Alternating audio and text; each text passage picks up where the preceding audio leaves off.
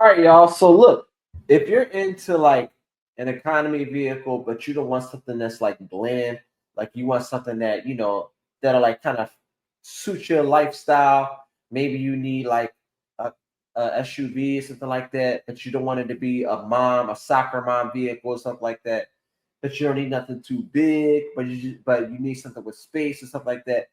Or if you just want a compact sedan is style. You know what I mean? We look at sedans to SUVs like we used to look at coupes and sedans back in the day. But we're going to cover that on today's video. We're going to look at some future products and new cars that's coming out. If you don't like what they got out right now and you want to look at something that's new, we're going to look at it together. And we're going to show you some of the new products coming out 2025 later on, 2026 model year. Let's get into it.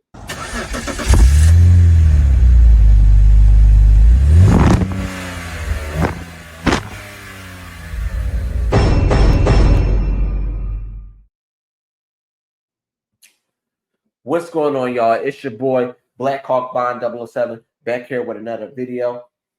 I got the latest and the greatest car chases, car news, and car reviews. Let's get into it. So today we're looking at some future products from like different brands. Right now we're looking at Jeep, and we're going to add that to the screen. We're looking at the Jeep Cherokee, not the Grand Cherokee L, not the Grand Cherokee, the Cherokee. The Cherokee was known as a compact SUV, and it was like the baby brother to the Grand Cherokee. Um, However, it did not have a weak engine. I believe back in the day that vehicle was made to compete against the Chevy Blazer, and it was a very popular vehicle. I liked the vehicle. I liked it for its like how basic it was, how retro and boxy it was. That was its identity. That was the first, I believe, and only gen uh with that body style. Later on, years later, they brought it back out, and let's look at it. How you doing, Shayla? How many generations of Jeep Cherokee did they have? Jeep Cherokee has a pretty long history. There have been 5 generations. The first one came out in 1974, and the most recent one ended in 2023. Are you wondering about the specs of a particular generation? Oh, hold on. Look, we got to look that up, y'all. 1974. But wasn't it like the same like body style? Let's look that up. 1974 Jeep Cherokee. Because I like for y'all to understand y'all history on what y'all buying. Okay. So I didn't account for these right here. Okay. My apologies. Big apology. I forgot about these, man. All right, so can you name each generation of Jeep Cherokee in a year range? Sure. The first generation of the Jeep Cherokee was from 1974 to 1983. The second generation was from 1984 to 2001. The third generation was from 2002 to 2007. The fourth generation was from 2008 to 2013. And the fifth. No, see, Shayla, you're mixing. Sorry about that. You're mixing the Grand Cherokee with the Cherokee. So yeah, the Cherokee was it was a pretty interesting vehicle. Let's go back. But the one I was talking about was this one right here. This was the main one that everybody was after right here. This was the go-to model right here. And I like that Jeep is sort of going back to their roots with like the boxy design. That's what really made the Cherokee have its own identity. This other one was garbage. Like not too many people were like fans of it. I don't care what y'all say. I'm telling you what I know. Not too many people were fans of that one. And I like how Jeep is paying attention now because Stellantis as a whole, Dodge Chrysler Jeep Ram, they don't have a chance to have an error right now. One wrong mistake could make them go bankrupt. Let's look at this. You see that boxy profile right there? I like that. I like how boxy it is at the end. Like I would get something like this and then get an original Cherokee from like the 90s or something like that. And have both of them like a little retro version. I do shit like that. Look at that. Look how nice that interior is. You don't have no big ass computer screen or long ass tablet. And this right here, this does just enough. And you got a combustion engine, maybe hybrid, make it good mileage, but it's an engine. It's not an EV. I guess y'all understand at this point how I feel about EVs. I'm not against them, but just give us options. I'm not against SUVs either, but don't make that the only option.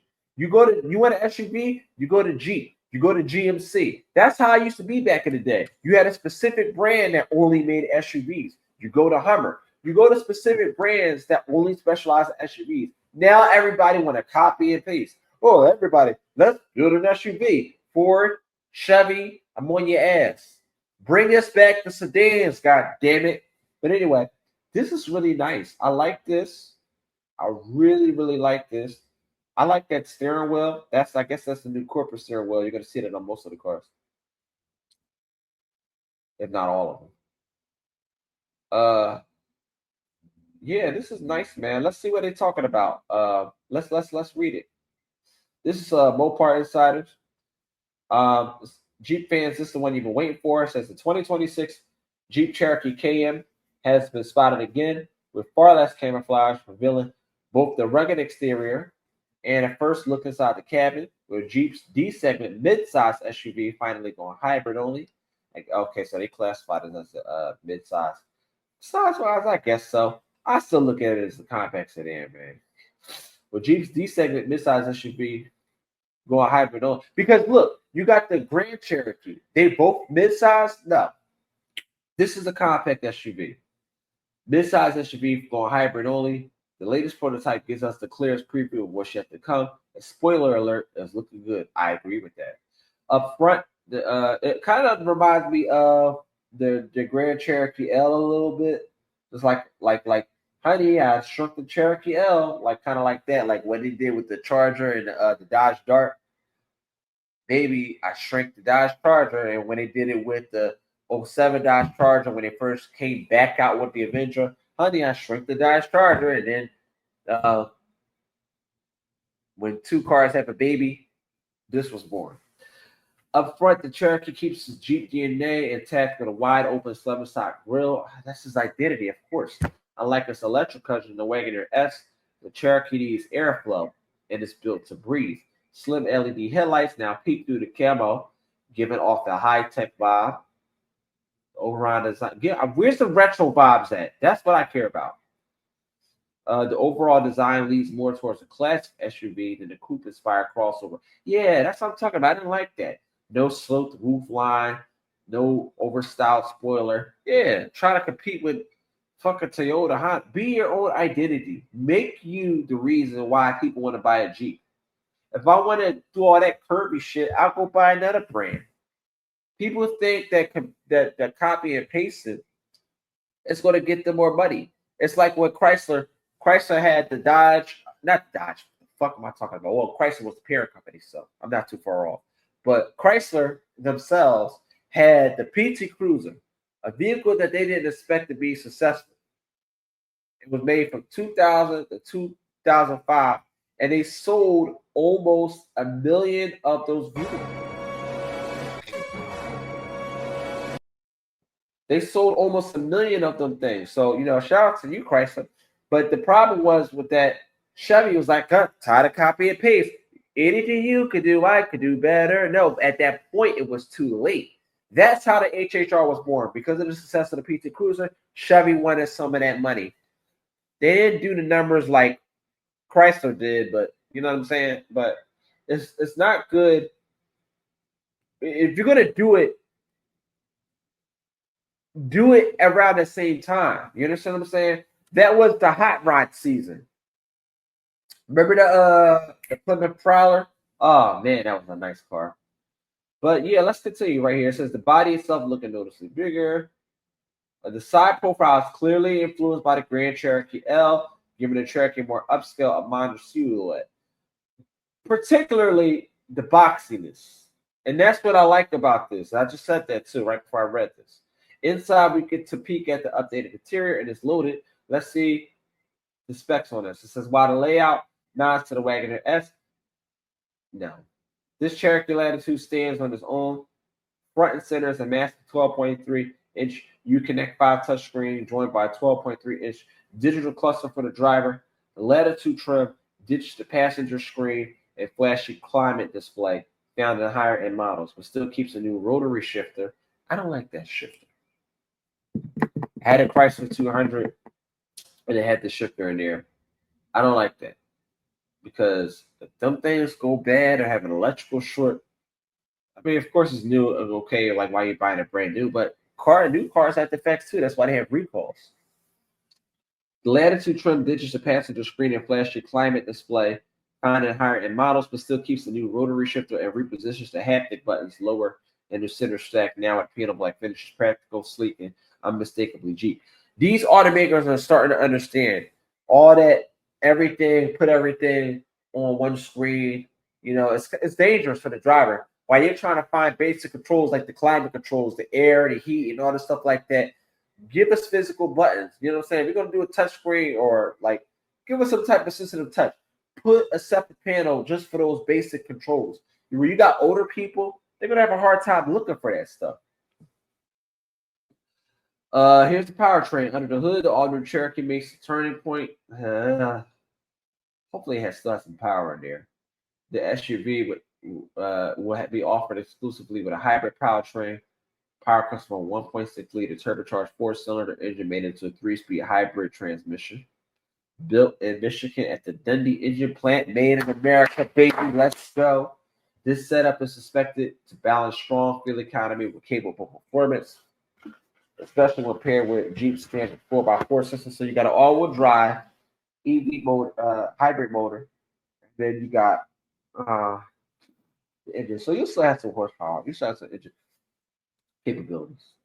At launch, Jeep will offer the 2026 Cherokee in a 3-trim Sport Latitude, known as North in Canada, and limited an off-road focus variant on the way for 2027. So here's the problem: a lot of these brands, when they come out, they want to put the top trim up. They can't. A lot of people can't afford that. Give everybody the base level so y'all can hit y'all financial run off the bat. That's how you do it, man. When these first came out with the redesigned Altima back in 2002, they didn't just drop the V6, the top trim level. They had all of them. You had the 2.5S, the 4-cylinder. You had the 2.5 SL, the 4-cylinder with the luxury package. That got you leather seats. You also had an option where it was heated leather seats. That was, they had a couple of them. You had the V6.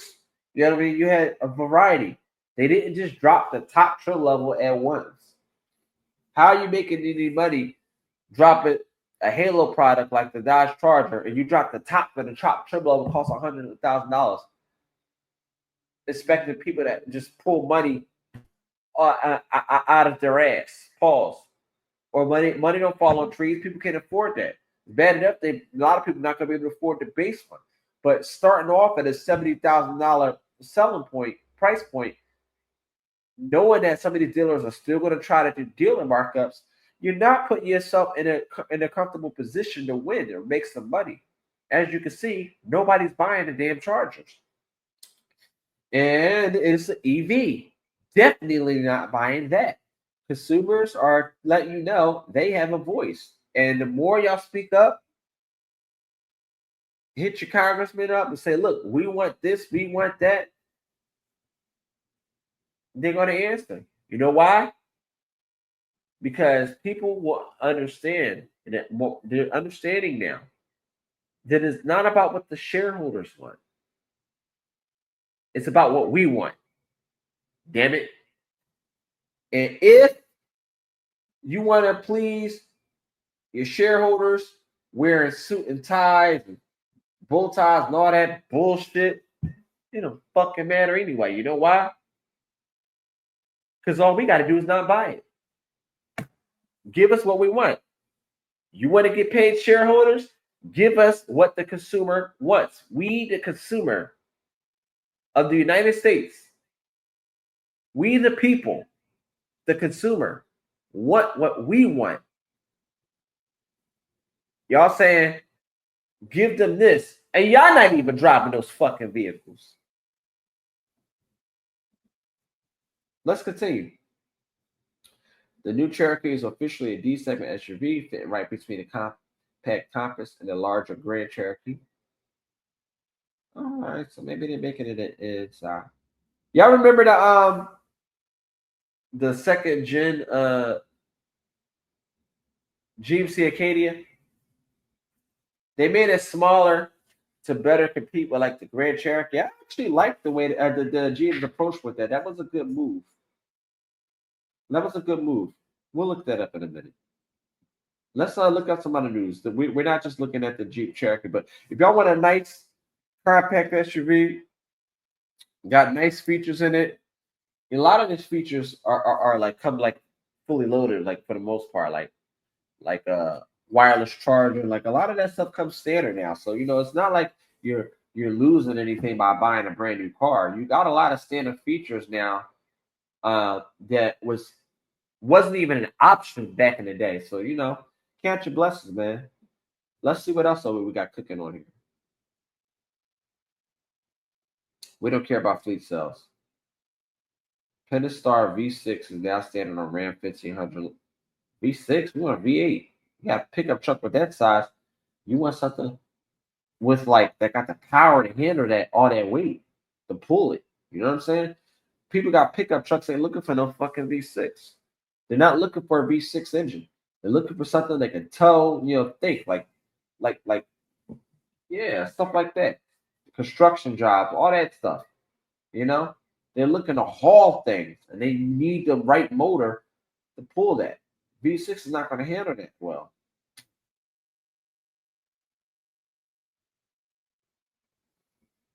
So let's see. Do we got any other news right here? Ram Canada brings back the popular Ram 1500 SXT model. Let's see what's going on in the world of Dodge. Stellantis halts Jeep Grand Cherokee Durango production in Detroit. Why is this? Let's look it up. Downtime hits Mack and Jefferson North plants April 27. Why they halt in production? Stellantis is hitting the brakes off its two Detroit plants next week. Falls production of the Jeep Grand Cherokee, Dodge Durango. Why? The move comes as part of a broader strategy by Stellantis to prep for the refreshed 2026 Grand Cherokee. The automaker is extending production to the current 2025 year. And by the way, y'all, the Hemis are coming back in the Grand Cherokee. Let's go.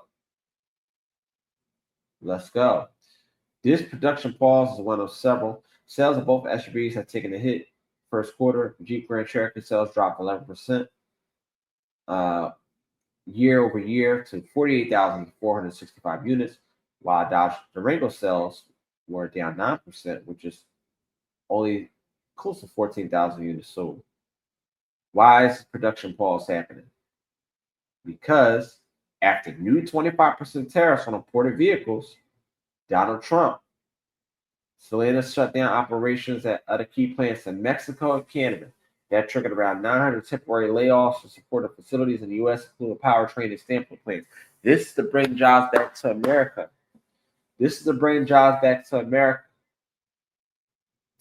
You go to Mexico, what are they doing?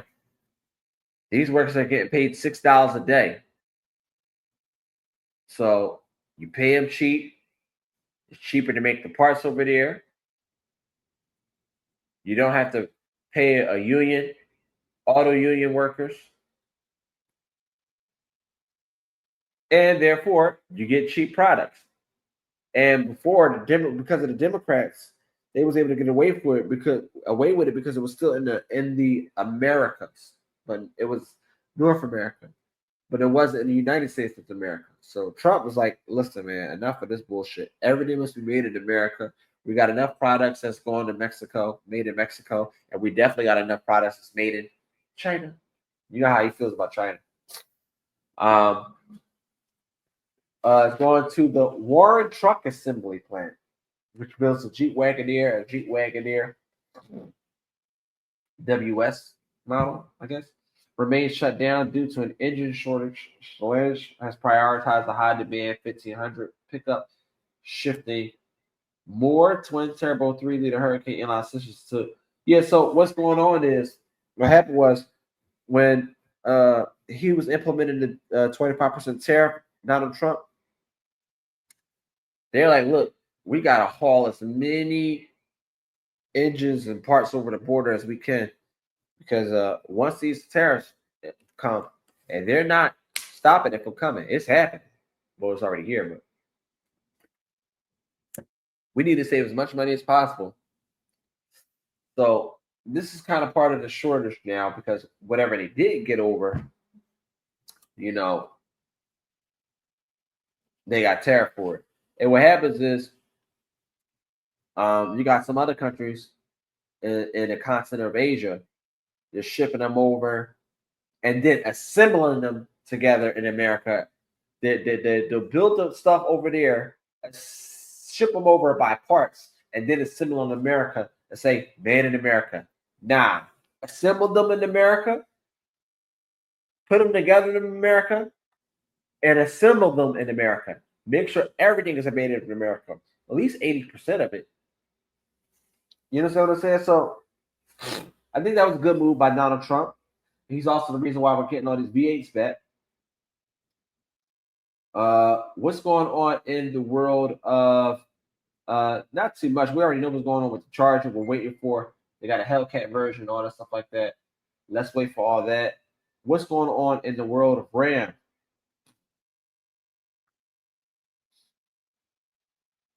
Ram CEO Tim Kuniskis promises 25 new products in just 18 months. Tim Kuniskis has hit the ground running. Big changes coming to Ram. And by the way, y'all, they said if this Hemi thing fails with the V8s, they're going to blame Tim Kuniskis. What a bunch of scums. Big changes are coming to Ram trucks. In a bold statement posted on LinkedIn, Ram CEO Tim Kuniskis confirmed the brand will launch 25 new product announcements in over 18 months, signaling a major shift for the truck maker known best for its half-ton and heavy-duty pickups. That means that we might see a Ram TRX. Hey, we know the V8s are coming back. That's a given. But I believe it's been confirmed that it's going to be new SRT products for the Ram brand as well too, and that's going to trickle down to the Dodge. I want to know what's Chrysler's doing, man. Chrysler ain't got nothing going on but the minivan. But anyway, we're still waiting for the Ram Dakota. If y'all know anything about that, drop it in the comment section below. Send me some links. Then there's the midsize pickup. There it is, STLA large architecture. That project previously hinted at for the Belvidor, Illinois plant. Let's go. Made in America will target the Toyota Tacoma and Ford Ranger while bringing thousands of United Auto Workers jobs back online. Another big one, the 5.7 liter Hemi V8 is making a comeback after a brief exit from the 2025 Ram. Yeah. After a brief exit, they put that dumbass inline six in there. Why would I want an inline six that's butter smooth in a pickup truck? If I wanted that, I go buy a BMW.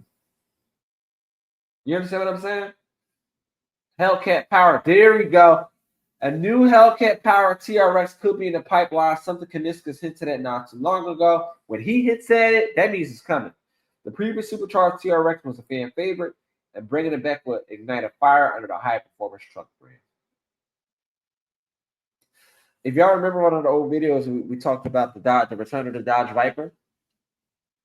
We're talking about an engine. Remember the SRT-10? An engine that was meant for the pickup truck. Remember the original SRT-10? That was a beautiful vehicle. What's going on with this Ram Charger? You got a 2026 Ram 1500 Ram Charger, a range extended electric truck with a gas generator on board. So I guess it's supposed to power the EV, I guess. While the fully electric Ram 1500 REV has been pushed to 2026 as the brand waits for the EV market to catch up to the full-size truck buyers. Translation, they might cancel that. Nobody wants an EV pickup truck.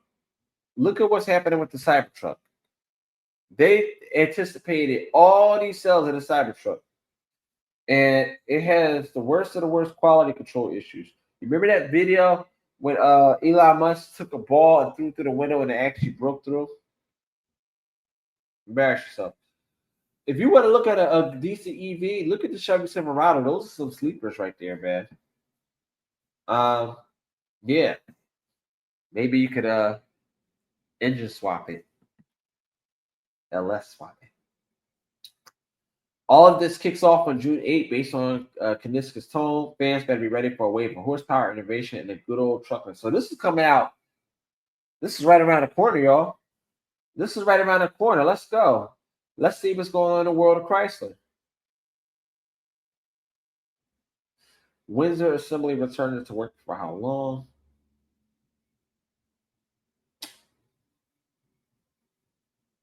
Yeah, look at this. Nothing. Let's see what's going on with Windsor Assembly. Workers at Stellantis Windsor Assembly Plant will return to work starting tomorrow. All I know is Chrysler used to have a whole lineup of vehicles. You had the Chrysler Sebring, you had a sedan and a convertible, and you had a coupe at one point. Then they changed the name to the 200. If I said the word right, it's a nomenclature. What that basically means is a naming sequence that they tried to go by. You had the 300, you had the 200. Cadillac tried the 2 because they were trying to compete against the Germans. I thought it was very minuscule because you know how you got the BMW 3 Series, the 5 Series, the 7 Series. Cadillac tried to do something like CT4, CT5. That's fine, but look at you now. Y'all don't even have that no more. Y'all getting rid of the combustion engines all in favor for EVs. I think y'all need to know y'all need to provide variety. You need to provide variety. You understand what I'm saying? So Chrysler got nothing going on right now. I hope they could save this. I hope they save this brand, man. Maybe come out with like a new 300. Maybe they're working on something like top secret that we don't know about.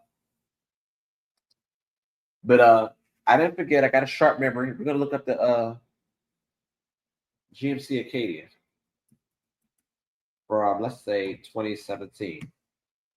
They made it a little smaller to try to compete against the Cherokee. I think this is actually my favorite design. If I were to get an Acadia, which I'm not, I would get like one of these. Like I like the little smaller version. But the other one is like a fucking school bus, man. And what was another one I wanted to show y'all? I guess that's it. But that's some things that they got going on in the pipeline for now. Let me know what other products y'all want to see. I'm not gonna try to jam it all into this video. We'll cover some more detailed information, and pretty soon we're gonna start doing videos on tips on how to buy a car and how to sell a car. Your boy used to be in the car business, and let me tell you something. It is very rewarding if you know what you're doing, if you know what you're looking at, and most importantly, if you don't need a mechanic.